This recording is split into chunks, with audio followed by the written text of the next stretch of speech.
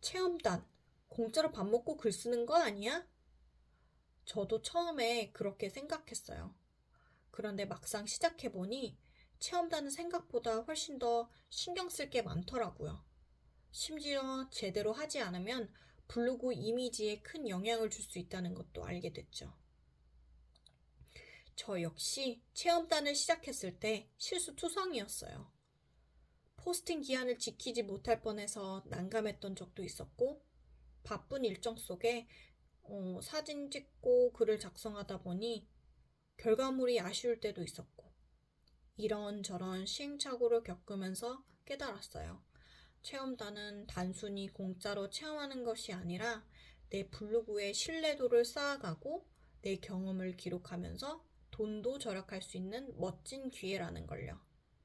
그래서 오늘은 체험단 실패하지 않는 5가지 주의사항에 나누려고 해요.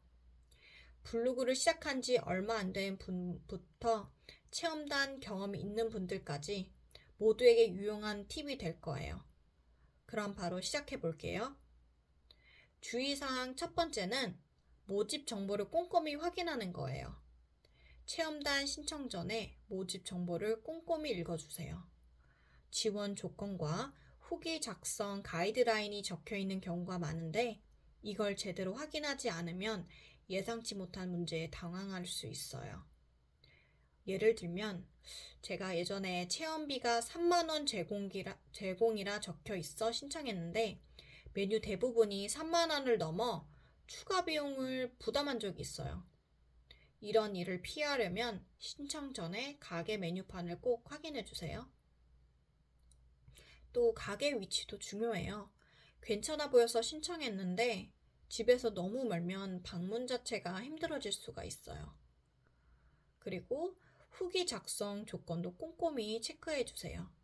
가이드라인에 키워드, 글자 수, 사진 개수 등이 적혀 있는 경우가 많아요. 이걸 무시하면 나중에 수정 요청을 받을 수도 있고, 블로그 글은 자주 수정하면 검색 노출에 안 좋으니 주의해야 돼요.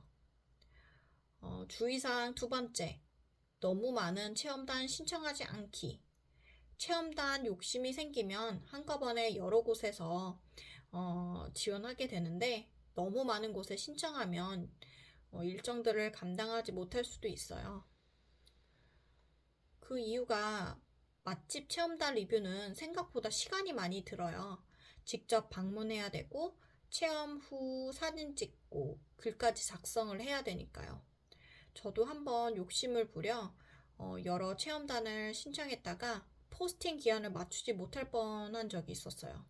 결과적으로 글 퀄리티도 떨어지기도 하고 또 계속 수정하기도 하고 그랬죠.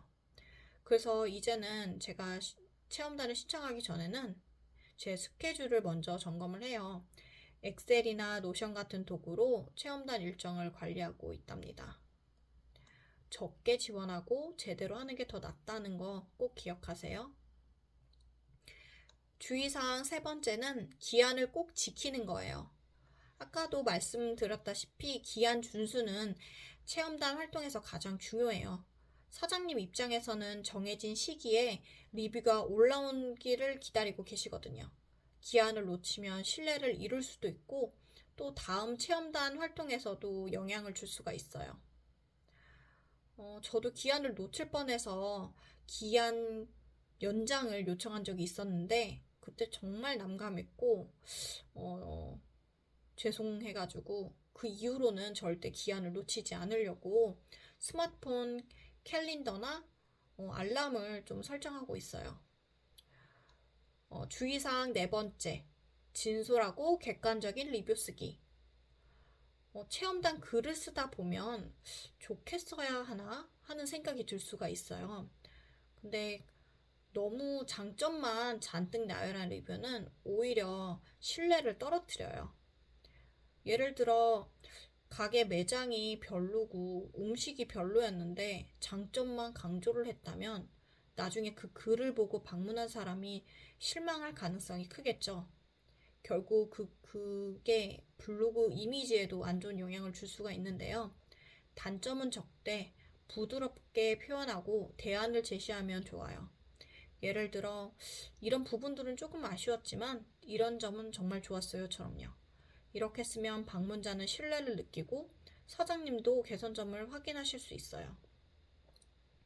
주의사항 다섯 번째는 체험단 글만 올리지 않기예요. 체험단 글만 가득한 블로그는 방문자에게 매력적이지 않아요. 홍보성 블로그로 보이기도 쉬워서 신뢰도가 떨어질 수가 있어요. 그래서 체험단 글 외에 다양한 컨텐츠를 함께 올리는 게 중요해요. 예를 들어 일상이나 여행 후기, 정보성 글 등을 올리면서 블로그를 더 친근하고 재미있게 만들어 보세요. 저도 체험단 글과 함께 다녀온 맛집 후기나 소소한 일상을 올렸는데요. 이런 글들이 오히려 더 많은 공감을 얻을 때가 많았어요. 체험단 활동이 생각보다 쉽지는 않아요. 그러나 일정을 체계적으로 관리하고 다양한 컨텐츠를 올리면서 블로그를 운영을 한다면 방문자 수도 천천히 서서히 늘어갈 거예요. 여러분도 오늘 알려드릴 5가지 주의사항을 기억하면서 체험단 활동에 도전해보세요. 블로그 성장에 큰 도움이 될 거예요. 도움이 되셨다면 좋아요와 구독, 그리고 댓글로 의견 남겨주세요. 다음 영상에서 또 뵙겠습니다.